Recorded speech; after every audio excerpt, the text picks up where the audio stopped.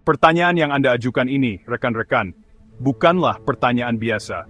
Ini merupakan sebuah gugatan yang menyorot langsung inti permasalahan tata kelola negara kita.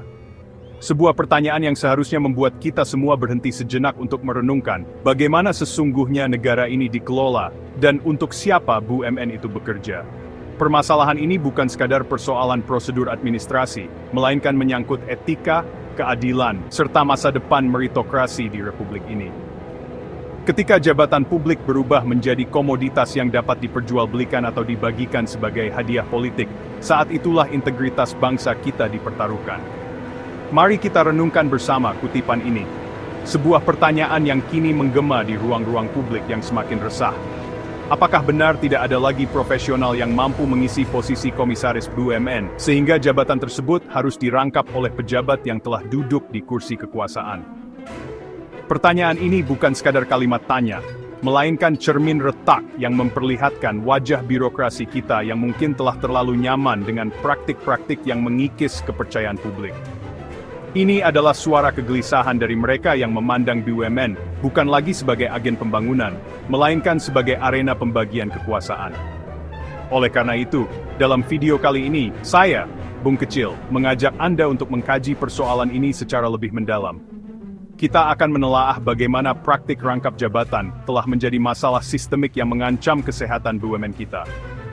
Kita akan menelusuri akar permasalahannya, serta mengungkap konsekuensi yang ditimbulkan, dan yang terpenting, mencari solusi untuk keluar dari labirin kepentingan ini. Sebab, membiarkan praktik ini terus berlangsung sama saja, dengan membiarkan pilar ekonomi bangsa kita rapuh dari dalam. Mari kita mulai penelusuran ini bersama. Mari kita lihat lebih dekat potret buram dari praktik rangkap jabatan ini. Ini bukan lagi kasus satu atau dua orang, ini sudah menjadi sebuah pola yang terlembagakan, sebuah praktik seolah-olah dinormalisasi. Lihat saja sejumlah wakil menteri, pejabat eselon 1 hingga staf khusus, dengan mudahnya mendapatkan kursi empuk sebagai komisaris di berbagai BUMN strategis. Dari sektor energi, perbankan, hingga telekomunikasi, nama-nama yang sama muncul berulang kali, seolah-olah hanya mereka yang paling kompeten di negeri ini.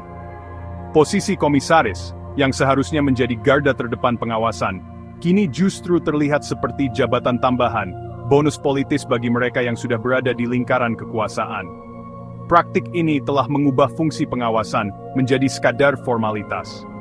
Bagaimana mungkin seorang wakil menteri yang sibuk dengan tugas kenegaraan bisa secara optimal mengawasi jalannya sebuah korporasi raksasa? Bagaimana mungkin ia bisa bersikap kritis terhadap direksi BUMN yang notabene berada di bawah koordinasi kementeriannya sendiri? Ini adalah sebuah arsitektur konflik kepentingan yang dibangun secara sadar dan sistemik. Seharusnya posisi komisaris diisi oleh para profesional independen yang tugasnya adalah memastikan BUMN berjalan sesuai prinsip good corporate governance, bukan menjadi perpanjangan tangan politik dari pejabat pemerintah yang sedang berkuasa. Lalu apa dampaknya? Konsekuensinya sangat serius dan berlapis. Pertama, dan yang paling jelas, adalah risiko konflik kepentingan yang sangat besar. Seorang pejabat yang juga komisaris akan berada dalam posisi dilematis. Apakah ia akan membela kepentingan negara sebagai regulator, atau kepentingan korporasi tempat ia menerima gaji tambahan? Ketika kebijakan pemerintah bersinggungan dengan strategi bisnis BUMN, loyalitas siapa yang akan ia dahulukan? Ini adalah resep pasti untuk kebijakan yang tidak objektif dan berpotensi merugikan negara atau publik demi keuntungan segelintir pihak. Integritas kebijakan publik menjadi taruhannya. Kedua, mari kita bicara soal efisiensi dan fokus kerja. Menjadi pejabat tinggi negara saja sudah merupakan pekerjaan yang menyita waktu dan energi luar biasa. Menambahinya dengan tanggung jawab sebagai komisaris di perusahaan besar bukanlah soal menambah pekerjaan, melainkan memecah fokus dan mengurangi kualitas kerja di kedua posisi tersebut. Akibatnya, pengawasan di BUMN menjadi lemah, dan tugas-tugas kenegaraan pun bisa jadi terabaikan. Lebih jauh lagi, ini adalah pelanggaran etika publik, terang-terangan. Praktik ini menciptakan ketimpangan akses yang luar biasa, menutup pintu bagi ribuan profesional muda dan berpengalaman di luar sana, yang punya kompetensi namun tidak punya koneksi politik. Pertanyaan, apakah tidak ada lagi orang profesional yang layak?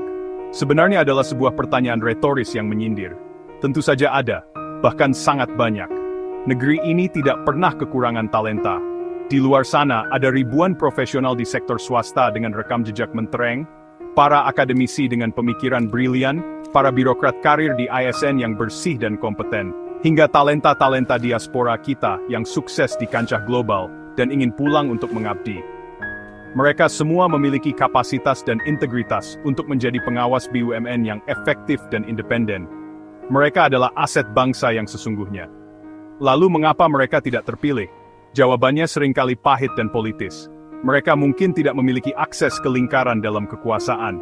Mereka tidak punya kartu anggota partai politik tertentu, atau tidak dikenal oleh para pengambil keputusan. Dalam banyak kasus, mereka dianggap kurang loyal, karena loyalitas mereka adalah pada profesionalisme dan tata kelola yang baik, bukan pada individu atau kelompok politik. Inilah tragedi sesungguhnya, meritokrasi dikalahkan oleh patronas. Kompetensi dikalahkan oleh koneksi. Pada akhirnya, BUMN tidak mendapatkan pengawas terbaik, melainkan hanya mendapatkan mereka yang paling terhubung secara politik. Untuk memahami mengapa praktik ini terus berlanjut, kita harus menyelami logika politik kekuasaan yang melandasinya. Penunjukan pejabat sebagai komisaris bukanlah tentang mencari talenta terbaik, melainkan tentang konsolidasi kekuasaan. Dengan menempatkan orang-orangnya di posisi strategis BUMN, penguasa dapat memastikan bahwa agenda-agenda politiknya berjalan mulus tanpa hambatan dari Dewan Komisaris yang independen. BUMN diubah menjadi alat untuk mencapai tujuan politik, bukan lagi entitas bisnis yang murni bertujuan untuk keuntungan negara dan pelayanan publik. Ini adalah cara untuk memperkuat cengkeraman kekuasaan hingga ke level korporasi. Selain itu, ini adalah bentuk patronase politik yang paling kentara. Jabatan komisaris menjadi semacam imbalan atau hadiah bagi para pendukung politik, tim sukses, atau sekutu koalisi. Ini adalah cara untuk merawat loyalitas dan memastikan barisan tetap solid. Tentu saja, ada insentif finansial yang tidak bisa diabaikan. Gaji dan tunjangan sebagai komisaris BUMN bisa sangat besar, menjadi tambahan pendapatan yang menggiurkan di atas gaji sebagai pejabat negara. Jadi, ini adalah simbiosis mutualisme yang sempurna bagi elit politik kekuasaan terkonsolidasi, loyalitas terawat, dan pundi-pundi pribadi pun terisi. Sementara itu, rakyat hanya bisa menonton. Lalu, apakah kita harus pasrah pada keadaan ini? Tentu tidak. Selalu ada jalan keluar jika ada kemauan politik. Solusi pertama yang paling mendesak adalah menerapkan moratorium total terhadap praktik rangkap jabatan bagi pejabat publik aktif di BUMN. Hentikan praktik ini sekarang juga. Buat aturan yang tegas dan tanpa kompromi bahwa seorang pejabat negara tidak boleh merangkap sebagai komisaris atau direksi BUMN. Titik. Ini akan secara instan memutus rantai konflik kepentingan dan membuka ruang bagi para profesional sejati untuk masuk dan berkontribusi. Ini adalah langkah pertama untuk membersihkan rumah kita. Selanjutnya, kita harus mendorong proses rekrutmen yang terbuka, transparan, dan berbasis meritokrasi. Bentuk sebuah panitia seleksi yang independen, yang terdiri dari para ahli, akademisi, dan praktisi bisnis yang kredibel, bukan sekadar perwakilan kementerian. Publikasikan lowongan secara luas, biarkan semua talenta terbaik bangsa ini berkompetisi secara adil. Selain itu, perlu ada audit independen secara berkala terhadap efektivitas dan kinerja Dewan Komisaris BUMN yang ada saat ini. Apakah mereka benar-benar menjalankan fungsi pengawasannya dengan baik? Kebijakan ini bukan utopia. Ini adalah standar tata kelola yang baik, yang sudah diterapkan di banyak negara maju. Kita hanya perlu keberanian untuk memulainya. Pada akhirnya, kita kembali pada pertanyaan awal yang begitu menusuk itu. Pertanyaan yang diajukan oleh Anda, oleh kita semua yang peduli pada nasib negeri ini. Pertanyaan itu bukanlah sekadar kritik, melainkan sebuah pengingat yang keras tentang apa artinya sebuah jabatan publik. Ini adalah sebuah amanah, sebuah kepercayaan yang dititipkan oleh rakyat, bukan properti pribadi yang bisa digandakan atau dibagikan sesuka hati. Praktik rangkap jabatan ini adalah manifestasi dari arogansi kekuasaan yang merasa berhak atas segala-galanya. Izinkan saya menutup dengan penegasan ini. Pertanyaan Anda adalah sindiran tajam terhadap elitisasi kekuasaan. Kalau negara ini ingin dihormati sebagai negara meritokratis, Posisi komisaris BUMN bukan tempat menumpuk kekuasaan, tapi amanah profesional. Setiap kursi komisaris yang diisi oleh pejabat yang merangkap jabatan adalah satu kursi yang direbut dari seorang profesional yang mungkin jauh lebih kompeten. Setiap keputusan yang bias karena konflik kepentingan adalah sebuah pengkhianatan terhadap mandat rakyat. Ini bukan lagi soal boleh atau tidak boleh secara hukum, tapi soal pantas atau tidak pantas secara etika. Maka, mari kita terus suarakan ini. Mari kita terus menuntut agar BUMN dikembalikan pada kitahnya, sebagai pilar ekonomi bangsa yang dikelola secara profesional, transparan, akuntabel. Karena masa depan BUMN adalah cerminan dari masa depan Indonesia. Sebuah Indonesia yang kita cita-citakan adalah Indonesia yang menghargai kompetensi di atas koneksi dan integritas di atas kepentingan. Terima kasih telah menyimak. Saya Bung Kecil, sampai jumpa di penelusuran berikutnya.